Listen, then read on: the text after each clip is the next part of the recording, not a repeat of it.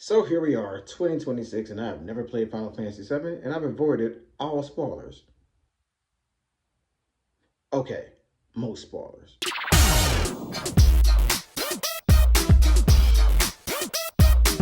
I am well aware of how incredibly rare it is to be a JRPG fan and have not played Final Fantasy VII until now.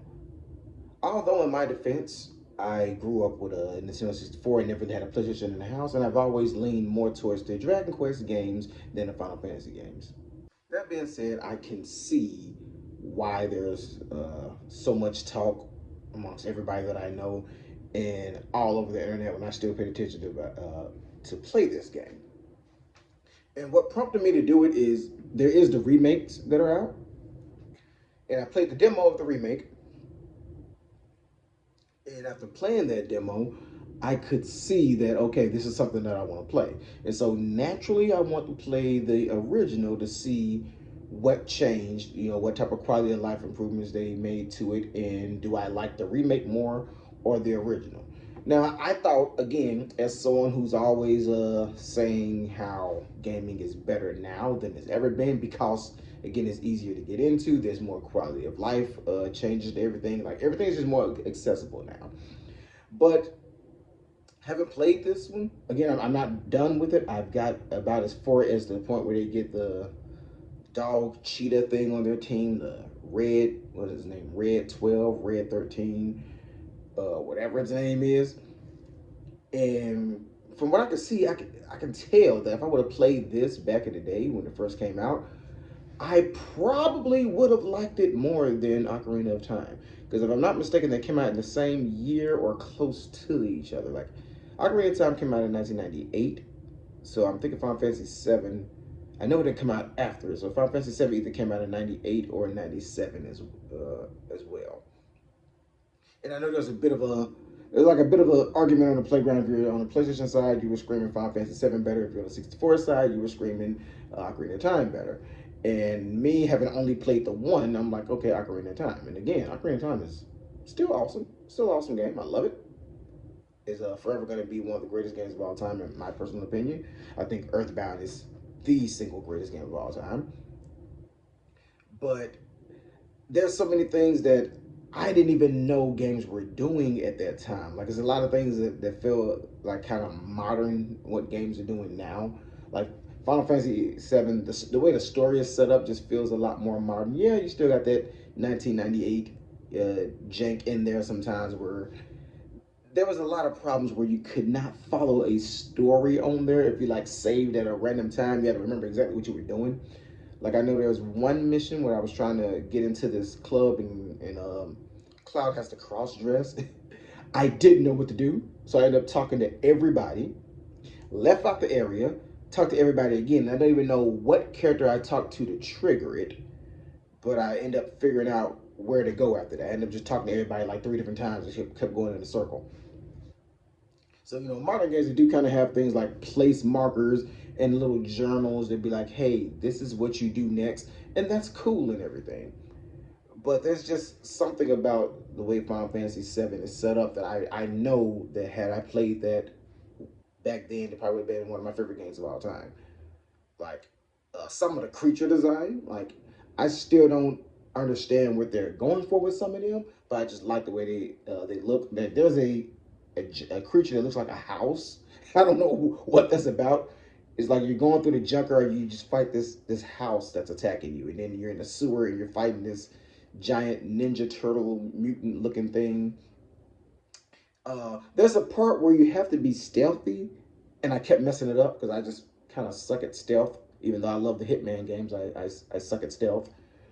And you have to like sneak past these Shinra soldiers. And I think after like maybe 3 or 4 times you mess up, the game just says, "Ah, screw it," and make them all run to the bathroom or wherever that was that you were hiding, and you can just walk on past it. So I'm like, okay, that's cool. That's not gonna just keep making you replay that over and over.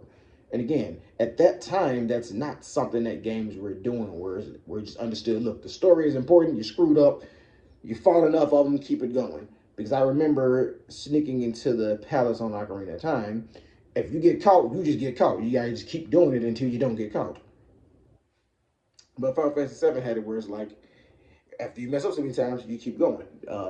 There's a part where running up the stairs, like it's a big nothing burger scene because you're just running up the stairs and nothing is happening. But there's dialogue. There's like little walls of text. There's dialogue popping up, and like the conversations they're having between each other is like it reminds me of the Tales games, like Tales of Symphonia, Tales of Fantasia, all of those games. How they just talk to each other in the overworld map.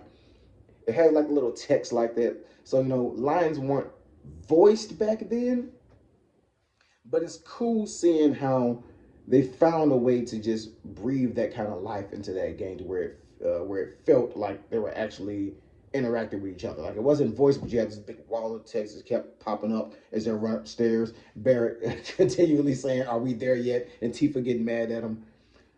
So from the parts that I've played so far, like even having to hide in the little bathroom and climb up the vent and you crawl through the little vent way and you look down and see all the Shinra big wigs talking and everything.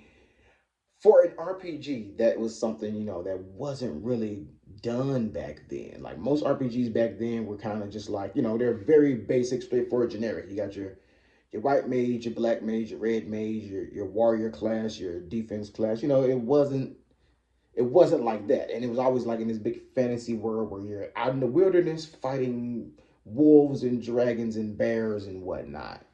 So this was like the first time that it was kind of more like a sci-fi-ish type of feel to it. And if there was something else doing that at this time, I'm not aware of it. I do know games like Wild Arms and everything came after that. But if I'm not mistaken, I think Final Fantasy VII did it first. And I'm just glad that I'm able to experience this without any spoilers whatsoever because a lot of this is like brand new to me. And again, the only thing I know for a fact is Aerith dies and Sephiroth is in the game. That's pretty much all I know. I don't even really know Sephiroth's connection to Cloud. Like I don't know how, but I managed to avoid this all these years, clean up until 2026. So I will be continually updating about my journey with Final Fantasy VII and what I think as I'm going through it. But I love the fact that I'm able to play this game without any spoilers ruining the surprises for me. And it kind of dives more into my philosophy with this gaming channel. When you don't know what's gonna happen, when you don't have the spoilers, and you go into games blind, everything is just more enjoyable. Even a game from 1997, because only thing I know is Aerith dies, and to the best of my knowledge, that's not even the biggest spoiler because more stuff happens. But if you like videos like this and you want more, and you would like to see other games that I might be checking out or other tips and advice on how to just enjoy your games without all the hate and noise and clutter online, then you can check out this video right here. Hope to see you there.